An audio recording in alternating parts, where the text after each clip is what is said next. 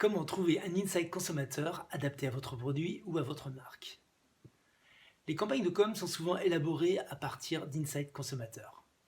Ces insights, qui sont un peu la cuisine interne de la pub, servent un peu de rampe de lancement pour trouver une promesse originale adaptée à votre produit. Alors c'est quoi un insight? Un insight, c'est un désir, une envie que ressentent les consommateurs avec un obstacle qu'ils empêchent de réaliser leur désir. Prenons l'exemple de ce tuto. Cherchons un insight pour vendre ces masterclass de copywriting. Donc pour trouver un insight, il faut se mettre dans la tête de votre cible en essayant de deviner ses rêves, ses désirs. Donc je pense à ma cible, c'est-à-dire vous. C'est quoi vos désirs, c'est quoi vos rêves?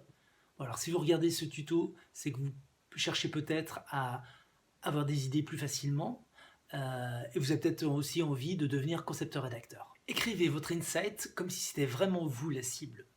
J'aimerais bien devenir concepteur-rédacteur, mais... Un insight comporte toujours un mais, un problème qui empêche votre cible de réaliser son désir.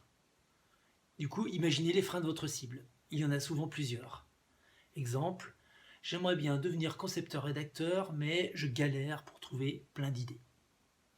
Mais j'arrive pas à écrire des accroches qui déchirent. Mais c'est compliqué de trouver la big idea. Maintenant, réfléchissez comment votre produit résout ces différents freins, puis formulez une solution pour chaque problème. Vous galérez pour trouver des idées? Masterclass de copywriting pour avoir autant d'idées qu'Elon Musk. Vous voulez écrire des accroches qui déchirent? Masterclass de copywriting pour trouver des punchlines qui claquent.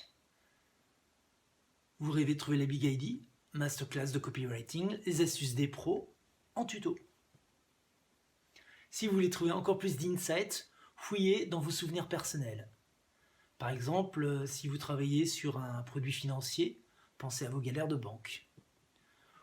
Vous pouvez aussi visualiser quelqu'un dans votre entourage qui ressemble à la cible.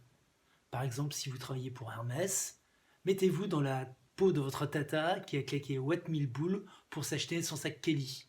Essayez de réfléchir à ce qu'elle pense.